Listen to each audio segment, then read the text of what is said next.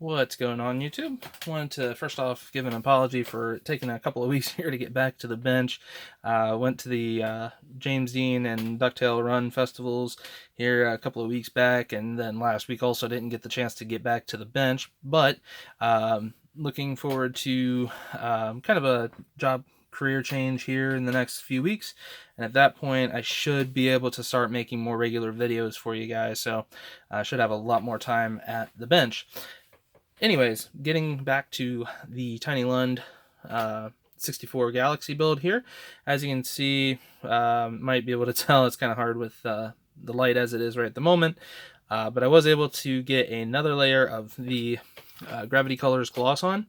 Now, I did mention in my last video about how I know what I did wrong, and I went ahead and did what I knew I should have done the first time, and it turned out so beautiful.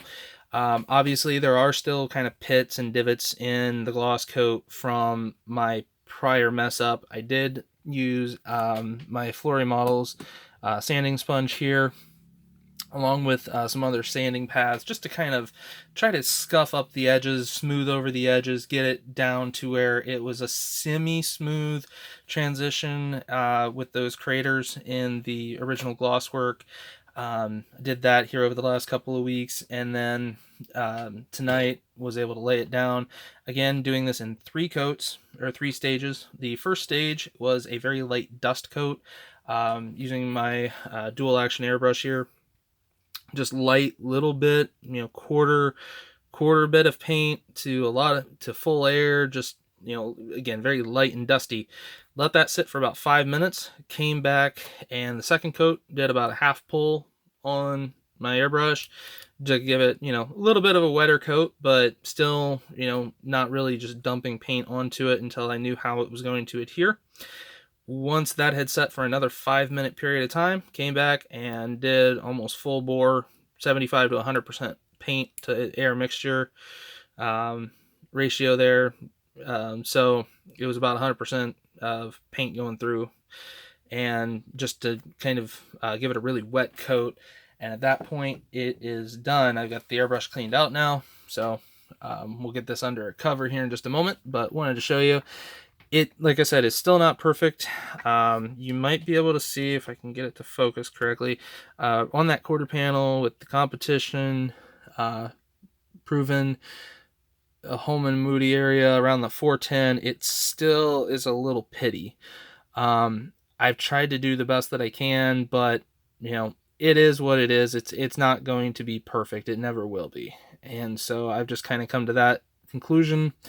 I'm going to do one more step here to try to get it up to a good glossy finish, but at this point, she looks beautiful.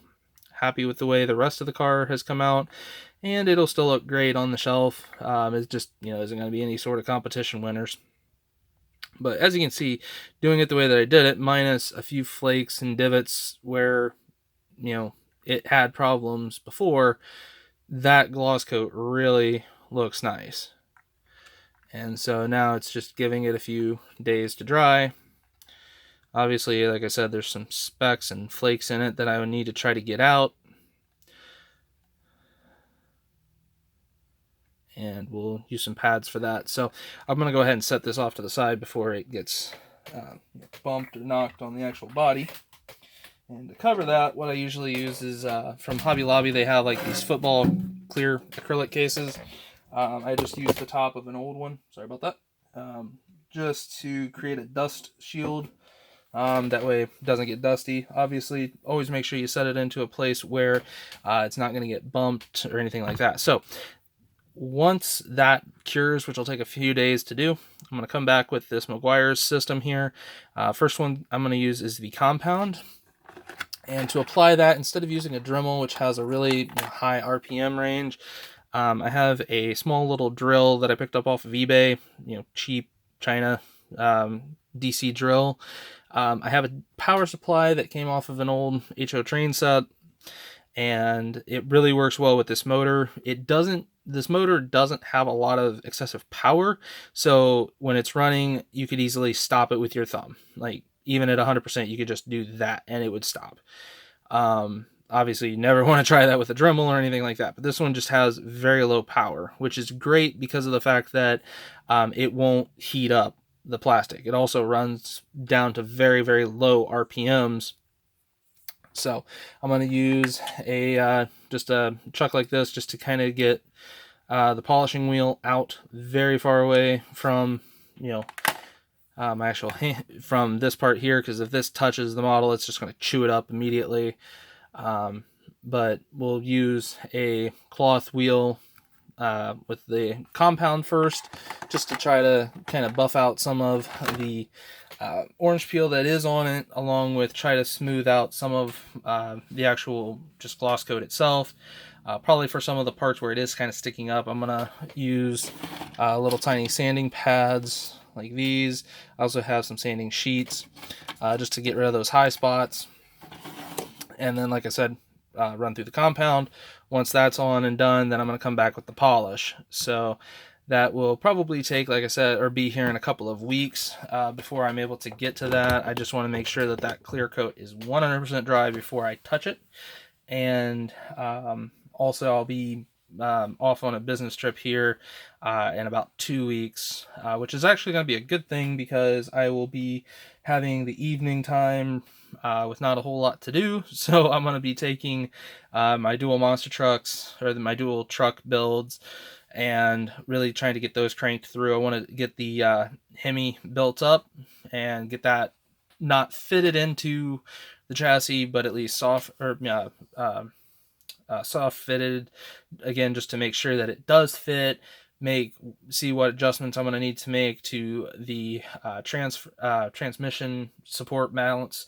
It does have its own support for the engine itself, so I'm going to try to use that, and then double check, make sure that the drive shaft will line up with the transfer case, and really try to get the chassis on both sides, both trucks finished fully up. So look for some videos coming up on that, and then once I get back from that, I'm going to try to hit this thing up, get this polished, get this the body finished up on the 64 Galaxie, and then at that point it's put the glass in, do some detail painting with some Vallejo model colors just on some of like the window trim, and get this thing buttoned up. Shouldn't be but another 1 or 2 videos, and this thing will be fully completed and on the shelf. So hope you guys enjoyed this build. Hope you guys are like the monster truck build that I got coming up here. I've also got a few other things.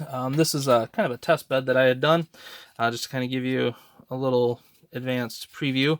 Going to be working with just paper to make flags for that monster truck. That way I can build it up with some flags sitting on the flag poles.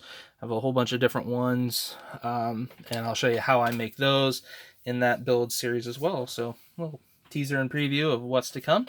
And then I believe I might have mentioned it on either in a comment or one of the forums, but after this year I am going to kind of get away from the autos a little bit, and start doing a holiday season build. I have a bunch of military aircraft, to be honest, mostly F-14 Tomcats, that have different kind of seasonal or holiday schemes, and I really want to try to build through those. A couple of them are from the Ace Combat series, with the cherry blossom for the springtime, and then I'm going to be building the pumpkin face for the fall, as well as I have a little witch figure that I'm going to get built up as well. So a lot of different things coming up here on the channel. Hope you guys have, like I said, been enjoying it, and have a wonderful rest of your day or night, or whenever it is that you're watching this. See you guys later.